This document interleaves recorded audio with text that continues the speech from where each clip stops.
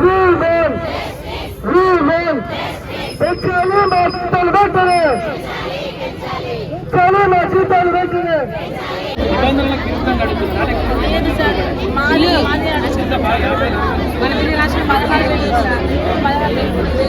పౌర సంఘాలుగా, కార్మిక సంఘాలుగా, రాజకీయ నాయకులుగా ఇక్కడి రంగాల వాళ్ళని వచ్చి మీ సమ్మెకు మద్దతు తెలుపుతున్నాం.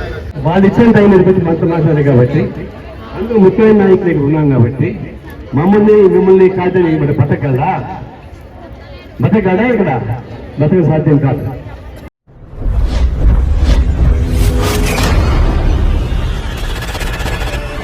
హలో దోస్తులు, ఎట్లున్నారు? మళ్ళా welcome back to my channel. ఈ రోజు ఏంటంటే ధర్నా అయితే నడుస్తుంది అనమాట. 5వ రోజుకి ఈ రోజుకైతే చూడండి, ఎండల్లో ఉన్నారు. ఎండల్లో డే అండ్ నైట్ కూడా ఇక్కడైతే ఉంటున్నారు అనమాట. సో వీళ్ళకి ఫుడ్ కూడా ప్రొవైడ్ చేస్తున్నారు. ఇక్కడ ఉన్న వాళ్ళకు అందరికి వీళ్ళకు కొంచెం సపోర్ట్ ఉండడానికి అని చెప్పి పౌర సంఘాలు వచ్చినాయి అనమాట. రాజకీయ నాయకులు కూడా వచ్చారు అనమాట. వాళ్ళ మాటల్లోనే తెలుసుకుందాం ఒకసారి ఏం మాట్లాడుతున్నారు, అసలు వాళ్ళేం మద్దతు ఇస్తున్నారు అని చెప్పి మనమైతే తెలుసుకుందాం. వాళ్ళ మాటల్లో తెలుసుకుందాం. వాచ్ చేయండి, లైక్ చేయండి, వీడియో మొత్తం చూస్తే మీకు అర్థమవుతుంది.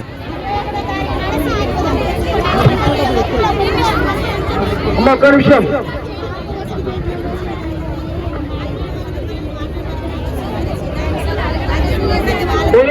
జీతాలు పెంచేంత వరకు, జీతాలు పెంచేంత వరకు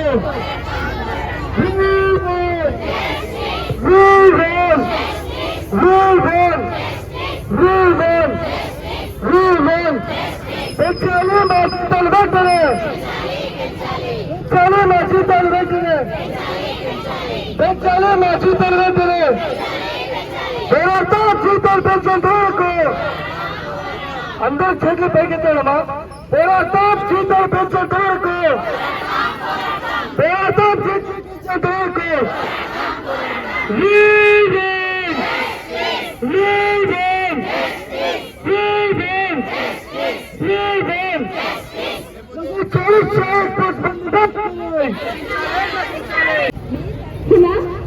ఇక్కడ పౌర సంఘాలుగా, కార్మిక సంఘాలుగా, రాజకీయ నాయకులుగా ఇక్కడి రంగాల వాళ్ళని వచ్చి మీ సమ్మెకు మద్దతు తెలుపుతున్నాం. మీ కష్టాన్ని గుర్తించి, మీ శ్రమకు తగిన ఫలితం రావాలి అనే మీ డిమాండ్కి మా అందరి సంపూర్ణ మద్దతు మీ అందరికీ ఉంది. టీఎస్ఏగా మా సంపూర్ణ మద్దతు కూడా మీకు ఉంది. అయితే సమస్య, మనకు చాలా అనుమానాలు ఉన్నాయి వర్కర్స్. ఎందుకు అంటే మీకున్నటువంటి సంఘటనలు జరిగినవి చేదు అనుభవాలు మీకున్నాయి. ఆ చేదు అనుభవాలు అలాగే ఉంటాయి అనే అభిప్రాయం రావడంలో మీ తప్పు. ఎందుకంటే యాజమాన్యం అలా అనుసరించి ఉండడం వల్ల మీ అందరికీ కూడా ఆ రకమైన భావన, అభిప్రాయాలు ఉండడంలో తప్పు. అదే సమయంలో గతంలో మీరు సమ్మె చేసిన ఇంతమంది, ఇన్ని రకాల సంఘాల వాళ్ళందరూ మీకు వచ్చి మాట్లాడి ఉండకపోవచ్చు, కొద్దిమంది వచ్చి ఉండొచ్చు. కానీ ఇప్పుడు ఒక జాతీయ స్థాయిలో పార్టీలుగా ఇన్ని రకాల వాళ్ళని వచ్చి మీ తరఫున మాట్లాడుతున్నాం. దానివల్లనే వాళ్ళు ఇక్కడికి వచ్చి కూర్చొని జనరల్ మేనేజర్ వచ్చి చర్చ చేశాడు అనేది మీరు గుర్తించాలి. ఫస్ట్ అది నేను మీకు చెప్పవచ్చు.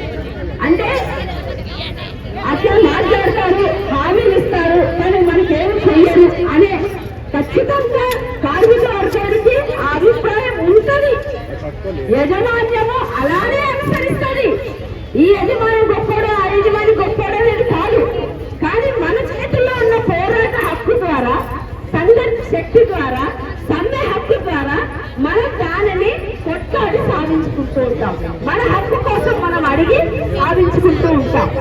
కాబట్టి ఇక్కడ మేము ఇంకొక ప్రతిపాదన కూడా మీ జీఎం ముందు పెట్టాం. మీ అందరికీ ఒక అభిప్రాయం ఉంది. మీ నుంచే నాయకులు లోపల చర్చలు జరిపితే వాళ్ళకి ఏమైనా ఆశలు చూపిస్తారు, మాకు చెడగోపురం పెడతారు అనే అభిప్రాయం మీరు వ్యక్తం చేశారు మా ముందు. అప్పుడు దానికి మేము ఏం చెప్పామంటే, జనరల్ మేనేజర్ కి, ఆ కొత్త జనరల్ మేనేజర్ కి కూడా ఏం చెప్పామంటే, బయట ఉన్న మా సంఘాల వాళ్ళ చర్చల్లో భాగస్వామ్యం చెయ్యాలి అని మేము కోరాం. మీతో పాటు మేమందరం కూడా చర్చల్లో భాగస్వామ్యం చెయ్యాలి అని మేము కోరాం. దానికి వాళ్ళు అంగీకరించారు. ఫస్ట్ పాయింట్ అది మీ కొట్లాట వల్లనే, మీ పోరాటం వల్లనే అది సాధ్యమయ్యింది. అంటే ఇప్పుడు మీకు ఏదైతే అపనమ్మకమో, మమ్మల్ని కూర్చోబెట్టి మాకేదో చేస్తారు అనే భయం ఏదైతుందో దానికి విరుగుడుగా మేము కూడా ఉంటామన్నదాన్ని వాళ్ళు అంగీకరించారు.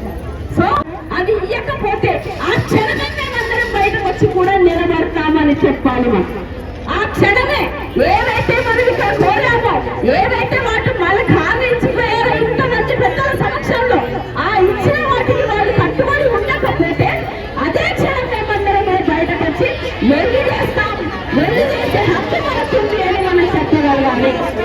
అది మనం విశ్వాసం. అంటే కాస్త మనకు వాళ్ళకు మధ్య గొడవని కూర్చోబెట్టి మాట్లాడదామని అన్నప్పుడు ఏ లేబర్ డిపార్ట్మెంట్ వద్దు అనే పద్ధతిలో మీ నుంచి ఒపీనియన్ వచ్చింది. సో యాజమాన్యము కార్మికుల మధ్య లేబర్ డిపార్ట్మెంట్ లేకుండా అయిపోయింది. కాబట్టి ఇప్పుడు అందరికీ నమస్కారం. నేను పనిచేస్తున్న మహిళా కార్మికులు దాదాపు 2,500 మంది చెప్పారు. మహిళలు మేనేజ్మెంట్ వాళ్ళ జీతాలు ఒకటే కాదు, జీతాలతో పాటు మన అవమానపరిచారు. దానికి అనుకూలంగా జీతాలు పెంచుతున్నారు. ఇలాంటి పక్షపాత వైఖరి మన మేనేజ్మెంట్ చేస్తా ఉంది. ఒకవైపు 10,000 చూశాం, 10,000 రూపాయల జీతం, 10,000 రూపాయల జీతం ఎక్కడ లేదు. అది ఆర్థిక సెక్టర్స్ మినిమమే ఉంది 26,000. కానీ ఈ ఫ్యాక్టరీలు ఇస్తారు 16-17 దాకా ఇస్తున్నారు. వైజాగ్ 17-18 దాకా ఇస్తున్నారు. ఇది ఇట్లాంటి జీతాలు అంటే అనేక ఇబ్బందులు ఉన్నమాట వాస్తవం. దీన్ని పరిష్కారం చేసుకోవాలి. కలకంటి కన్నీరు ఊరికపోదు. ఆడవాళ్ళ కంట్లో నీళ్ళు వస్తే అది ఊరికే పాటు సాధ్యమై తెలుస్తుంది మేనేజ్మెంట్. అంత ఈజీగా పోలేదు. అయితే ఒక సమస్య పరిష్కారం అవుతుందా లేదంటే తర్వాత విషయం. పరిష్కారం చేస్తే మీరు ఉండలేదు. నేను ఒక మధ్య నేను చెప్తున్నా, ఇక్కడ సమస్య పరిష్కారం చేయకపోతే 2 నిమిషాలు చాలయా ఈ ఫ్యాక్టరీ మొత్తం కోల్దేయడానికి? 2 నిమిషాలు చాలు కోల్దేయడానికి. అంటే కోల్దేయడానికి దేవాలయం మంది అది బాగుంటే మనం పని చేస్తాం. పని చేస్తే అతను జీతాలు వస్తాయి. తెలుగులో కొత్తది జీతాలు పెంచుకుంటాం. ఏమీ చేయడానికి పని అసలు పెరిగింది అనుకోండి, ఇది లేకపోయినా పని తెగబడితే అప్పుడు ఈ ఫ్యాక్టరీ ఉండదు, మేనేజ్మెంట్ ఉండదు, ఎవరు కనపడరు. అదే చేస్తాను. మీరు కేవలం మీ మహిళలు ఏం చేస్తారులే, ఆడవాళ్ళు ఏం చేస్తారులే అని చెప్పి నిర్లక్ష్యం ఉంటే వాళ్ళు అనుకుంటే మీరు ఉండలేరు, ఈ ఫ్యాక్టరీ ఉండదు. అయితే మేము దానికి ప్రసవం నేను చెప్పలే. మనకి దేవాలయం అనేది మొదటిసారి కాదు, మొదటిసారి ఈ ఫ్యాక్టరీ చరిత్రలో మొట్టమొదటిసారి బహిరంగ బయటకు వచ్చి 5వ రోజు కూడా సర్వీస్ చేస్తున్నారు. దాని బట్టి అర్థమైపోయింది కదా ఆవేశం ఎట్లా ఉందో. వాళ్ళు మేనేజ్మెంట్ అవ్వండి ఊరికి ఎందుకు ఇస్తారు? వాళ్ళకి భయం లేకపోతే కూర్చొని మాట్లాడతారా? వాళ్ళకి ఉంది లోపల. కాబట్టి మన బలాన్ని, మన ఆవేశాన్ని వ్యక్తపరిచాం. మేనేజ్మెంట్ దృష్టి తీసుకెళ్తారు. అది మనం చెప్పేది ఏంటంటే ప్రతి ఒక్కరితో మాట్లాడుతూ ఉన్నారు. ప్రతి ఒక్కరితో మాట్లాడేది వాళ్ళు తెలియస్తారు. ఒకళ్ళు పిలిచి అది ఒక డిపార్ట్మెంట్కి ఒక ఇద్దరు పెట్టుకొని బయట వాళ్ళు తమ డిస్కస్ చేయడానికి అవకాశం డిసైన్ చెప్పాము. మాట్లాడుతూ ఉన్నారు. నేను నా ఉద్దేశం ఏంటంటే మేము చాలా సమయం చూసాం. ఎప్పుడు ప్రత్యక్ష వాతావరణ సమస్యలకు పరిష్కరిస్తాం. వాతావరణం మారినాకనే పరిష్కారం అవుతుంది. అది నాకు సంప్రదాయం నమ్మకం ఉన్నారు.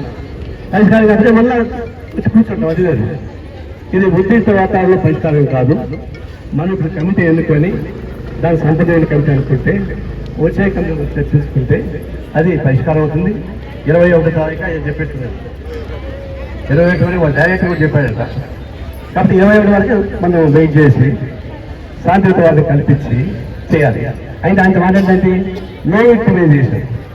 నో విక్టిమైజేషన్ అంటే కక్ష సాధింపు చర్యలు ఉండకూడదు. అది జీతంతో సహా, పనిష్మెంట్ సహా. ఇంకా నో విక్టిమైజేషన్ పాయింట్ ఆయన అంగీకరించాడు. మేము ఎవరిని తీసేయము, ఎవరిపైన కక్ష సాధింపు చర్యలు చేయము. మేము ఆ కమిటీ రంగాన్ని చర్చిస్తాం. మీరు పంపిణీ కమిటీతో చర్చిస్తాం. అందరితో మాట్లాడుతూ ఉన్నాం. అది మనం డిసైడ్ చేయాలి. మన కమిటీ అయితే మనం మాట్లాడుకోవాలి. ఇది ఒక ఉద్యమం వెలికి వచ్చిన తర్వాత ఏడాది చోట పరిష్కారం చేసుకోవాలి. 2000 మంది కార్మికులు అంటే మహిళలు ఇబ్బంది అవుతుంది. అయితే ఒకటి వాళ్ళు ఇచ్చిన టైం ఇప్పటికీ మంత్రి మాట్లాడారు కాబట్టి అందులో ముఖ్యమైన నాయకులు ఇక్కడ ఉన్నాం కాబట్టి మిమ్మల్ని కాదని మరి బతకగలరా ఇక్కడ బతక సాధ్యం కాదు. అందువల్ల మనం ఆవేశం కాకుండా శాంతివంత వాతావరణంలో కలిపిద్దాం. 20 దాకా అందిద్దాం. 20 తర్వాత మేము కూడా అందరూ వచ్చి కూర్చుంటాం. పరిసరాలు కాకపోతే ఆ తాడో పేడో తెలుసుకోవడం ఖాయమని మాత్రమే నేను తప్పకని చెప్తాను. నెలవర్సి చేస్తాను. అందువల్ల దీన్ని తెలుసుకునే సమయం రావాలంటే కొంచెం టైం తీసుకోవాల్సింది.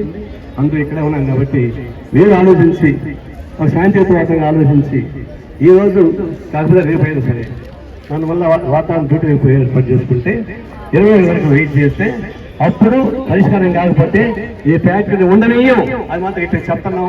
ఆ విధంగా పరిష్కారం చేసుకుని చెప్తున్నాం. అంటే అదే విధంగానే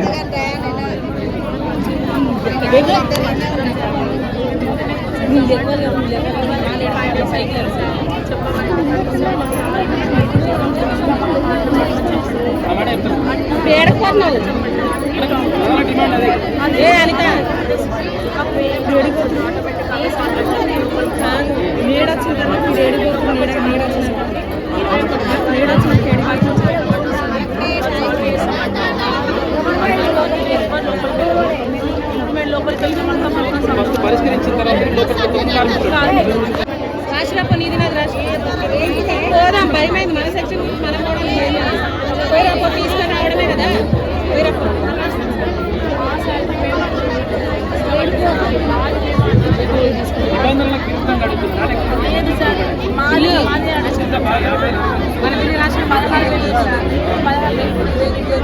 పోయింది అది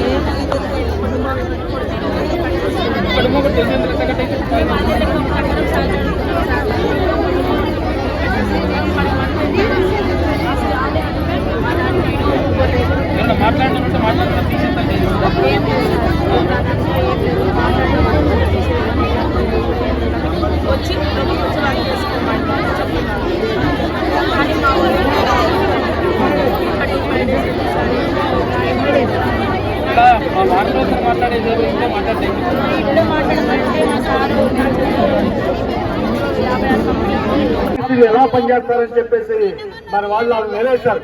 కాబట్టి వెంటనే వెహికల్ తీసుకొని బయలుదేరారు. ఈ జరుగుతున్నటువంటి చర్చల్లో వాళ్ళని కూడా ఇన్వాల్వ్ చేసి వాళ్ళని కూడా భాగస్వామ్యం చేసి మనం పక్కాగా రూఢిగా దీన్ని సాధించుకోవడం కోసం ప్రయత్నం చేయడం అనేది ఇప్పుడు అనుకుంటున్నారు. మనం విజయం సాధించలేదా ఏం